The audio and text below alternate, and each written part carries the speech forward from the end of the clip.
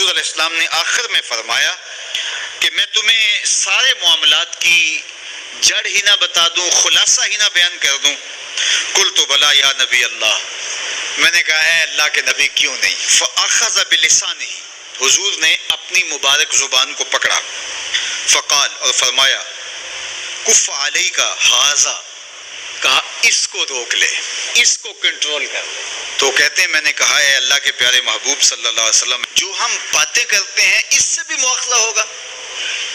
یعنی عمل پر تو پکڑ ہوگی، لیکن جو ہم زبان سے بات نکال دیتے ہیں تو کیا اس بات پر بھی مواخذہ ہوگا؟ تو حضور علیہ السلام نے ارشاد فرمایا کہ لوگ منہوں کے بل یا ٹھوڑیوں کے بل جہنم میں ڈالے جائیں گے، یہ ان کے بولے ہوئے بولوں کی وجہ سے ہوگا، ان کی زبان کی کمائی کی وجہ سے ہوگا۔ تو اپنی زبان کی حفاظت کرو تو جنت کا داخلہ مل جائے گا۔ تو گویا زبان کی حفاظت سے لے کر کے اللہ کے حضور سجدے تک اور اللہ کی عبادت تک، یہ ہے وہ نصاب جو جنت میں جانے کا ہے۔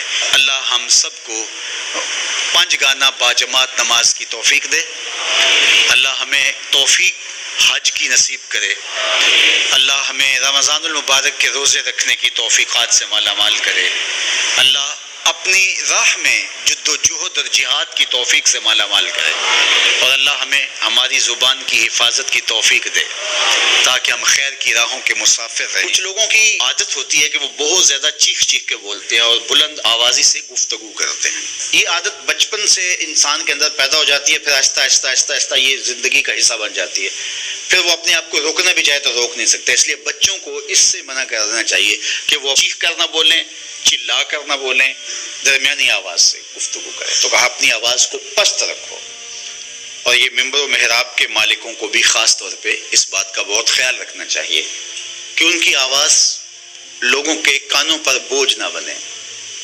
آج کل تو یہ ساؤنڈ سسٹم لگے ہوئے ہیں، اور پھر ماشاءاللہ کچھ لوگ تو یہ ایکو کا بھی ضرورت سے زیادہ استعمال کرتے ہیں۔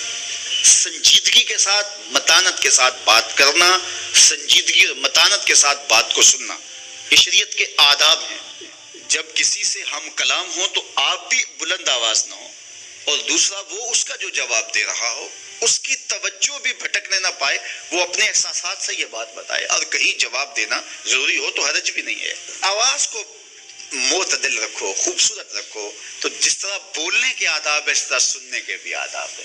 ویسے ماہرین کہتے ہیں کہ تیز آوازیں بندہ پونے گھنٹے سے زیادہ نہیں سن سکتا، یعنی اس کا سٹیمنا جو ہے وہ اتنا ہی ہے کہ وہ اتنا سن لے، برداشت کر لے اس کے بعد وہ تو الگ بات ہے، لیکن یہ ہے کہ وہ جو آسانی کے ساتھ سن سکتا ہے اتنا ہی سن سکتا ہے۔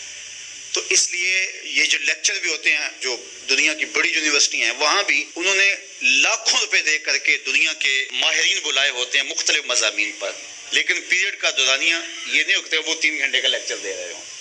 انسان کی جو ہے وہ ایک کیپیسٹی ہے، اس سے آگے نہیں وہ بڑھ سکتا۔ اور مجھے بتائیے انسان کو بنانے والے سے بہتر کون بتائے گا؟ قرآن بتاتا ہے، کیا بتاتا ہے؟ وَغْضُضْ مِنْ صَوْتِكَ، اپنی آواز کو پست رکھو۔ باقی اس کے الگ احکام ہیں کہ اذان دے رہے ہیں، آپ کسی کو پکار کر رہے ہیں، جنگ میں رجز ہے یا کوئی اور بات ہے۔ ابھی لائٹ چلی جاتی ہے اور دور تک لوگ بیٹھے ہیں تو مجھے لامحالہ طور پہ اونچا بولنا پڑے گا، میری آواز اونچی ہے تو میں کوشش کروں گا آخری شخص تک آواز پہنچے، وہ ایک الگ بات ہے۔ لیکن اب یہ آواز ایسے ہی سب تک پہنچ رہی ہے۔ تو ان آداب کو جب ہم سمجھتے نہیں ہیں تو اپنی بات کو اچھی، کچھ لوگ سمجھتے ہیں کہ زور سے بولیں گے تو لوگوں کے اندر بات اترے گی، ایسا نہیں ہے۔ بات زور سے بولنے سے نہیں اترتی، بات دلیل سے اترتی ہے۔ رومی علیہ رحمہ فرماتے ہیں کہ بادلوں کے گرجنے سے نہیں، پھول کھلتے ہیں بارش کے برسنے سے۔ تو بارش برسے گی تو پھر پھول کھلیں گے، بلکہ وہ جتنی آہستہ آہستہ برسے گی اتنی ہی جذب ہوتی چلی جائے گی۔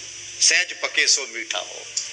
اس لیے اپنے لہجوں کو خوبصورت بھی بنائیے، اپنے لفظوں کا انتخاب بھی اچھا کیے، اور اپنی آواز کو پست بھی رکھیے، لوگوں کے کانوں پر آپ کی آواز بوجھ نہ ہو۔